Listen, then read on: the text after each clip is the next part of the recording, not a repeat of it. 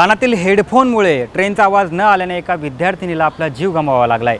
पालघरमध्ये ही धक्कादायक घटना घडली आहे। नेमकं प्रकरण काय समजून घेऊया आपण या व्हिडिओमधून।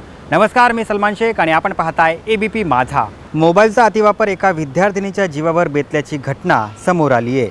कानातील इयरफोनमुळे ट्रेनचा आवाज न आल्याने ट्रेनच्या लागलेल्या धडकेत एका विद्यार्थिनीचा जागीच मृत्यू झालाय। पश्चिम रेल्वेच्या पालघरमधील सफाळे रेल्वे स्थानकाजवळ रूळ ओलांडताना माकणे गावातील वैष्णवी रावल या विद्यार्थिनीला राजधानी एक्सप्रेसने धडक दिली, त्यामुळे तिचा जागीच मृत्यू झाला। गुजरातकडे जाणारी राजधानी एक्सप्रेस भरधाव वेगाने आली होती, मात्र कानात इयरफोन असल्यामुळे तिला ट्रेनचा आवाज ऐकू आला नाही आणि तिला रेल्वेची जोरदार धडक बसली। एक्सप्रेसच्या धडकेत वैष्णवीचा जागीच मृत्यू झाला। वैष्णवी रावल ही 10वी मध्ये शिकत होती।